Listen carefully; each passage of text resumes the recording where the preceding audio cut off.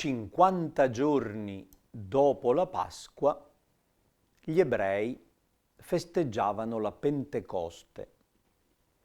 La chiamavano festa delle settimane perché cade 7 settimane dopo Pasqua.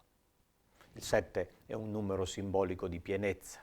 7 per 7 dice la totalità. Dopo il 49esimo giorno viene il 50esimo. In greco Pentecostes vuol dire 50esimo. Durante una festa di Pentecoste, secondo il calendario giudaico, avvenne qualcosa di singolare nella comunità cristiana. Lo racconta Luca all'inizio degli Atti degli Apostoli e ogni anno la prima lettura ci propone questo testo. Mentre stava compiendosi il giorno della Pentecoste, cioè arrivati al 50esimo giorno della grande festa di Pasqua, i discepoli erano tutti uniti insieme. E secondo la tradizione, la festa di Pentecoste si celebra in forma raccolta, meditativa, perché nella tradizione ebraica la Pentecoste è la festa dell'alleanza. È il ringraziamento a Dio per il dono della legge. Si fa memoria dunque del Sinai, del dono della legge che Dio ha fatto al popolo di Israele sul Sinai, stipulando un contratto, l'alleanza con il popolo di Israele. Durante una festa di Pentecoste, in cui si ricordava l'antica alleanza, si manifesta lo spirito del Cristo risorto, che scende sugli apostoli insediandosi su ciascuno di loro. E i fenomeni che vengono presentati richiamano una teofania, cioè un'apparizione di Dio, come al Sinai.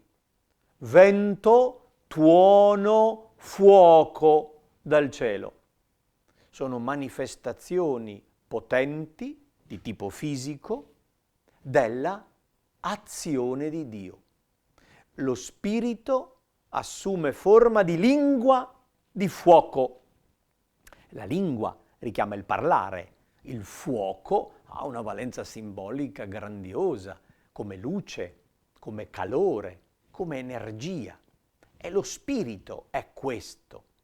È un calore divino che illumina gli apostoli e li rende capaci di parlare in tutte le lingue. Non che insegna effettivamente le lingue straniere, ma permette agli stranieri di capire l'annuncio evangelico. Il miracolo di Pentecoste avviene, per così dire, nelle orecchie degli ascoltatori più che nella bocca degli apostoli. Loro parlano la loro lingua, ma tutti quei giudei provenienti da molte regioni sparse in tutto il mondo li sentono nella propria lingua. Come dire che ogni essere umano, quando riceve l'annuncio del Vangelo, capisce che è proprio quello che ha sempre desiderato, che gli appartiene nel profondo, si sente a casa accogliendo il Vangelo. Ed è quello che hanno fatto gli apostoli all'inizio della loro predicazione. Le porte si sono aperte e gli apostoli sono usciti e hanno cominciato l'annuncio del Vangelo.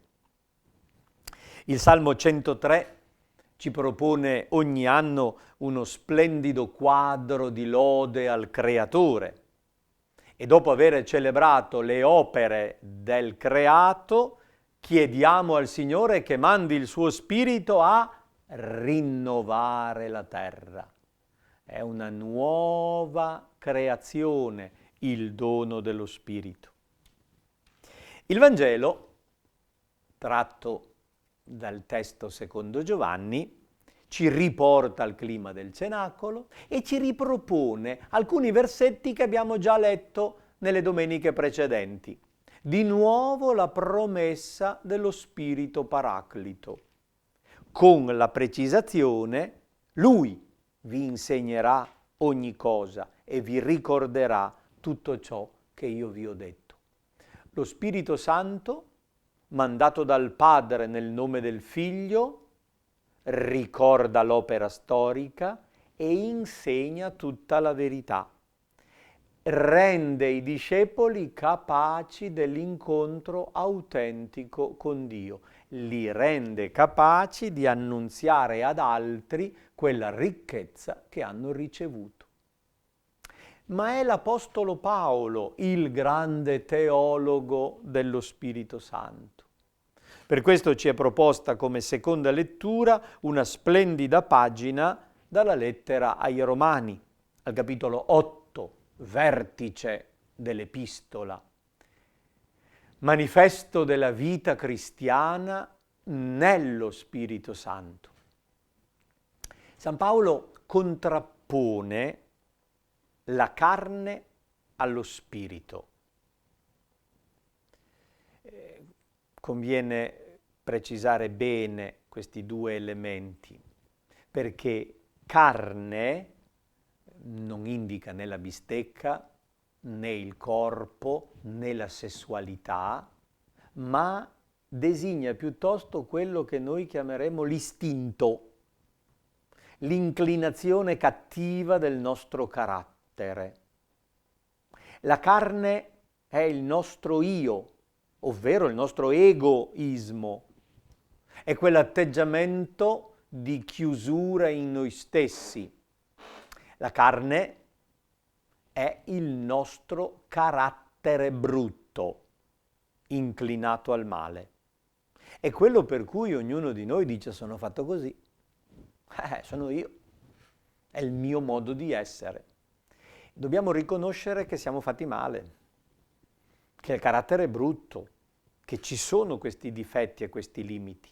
Se domina la carne nella mia vita, io non posso piacere a Dio. Se mi lascio dominare dalla carne, cioè dal mio istinto, dalle mie voglie, dai miei gusti, sono prigioniero.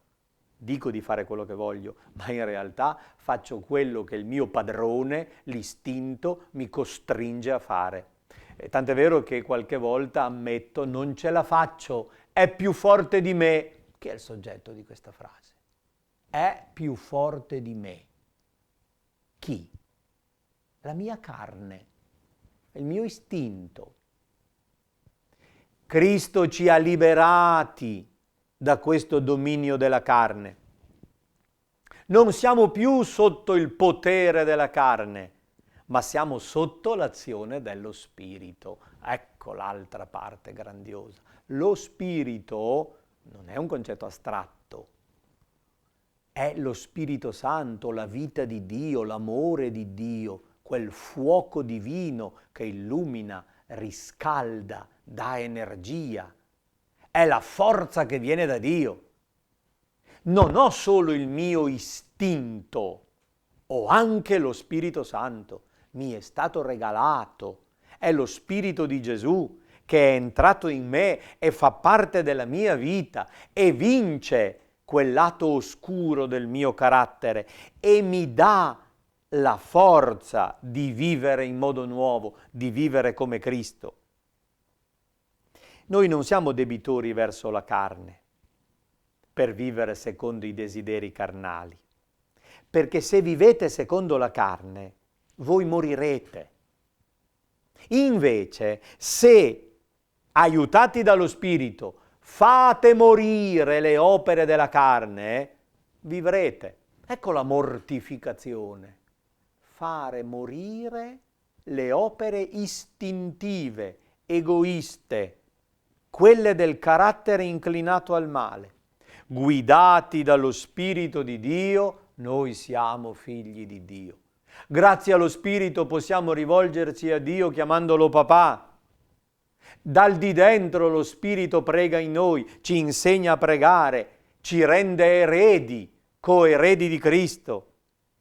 Partecipiamo alle sue sofferenze e parteciperemo alla sua gloria, tutto in forza dello Spirito.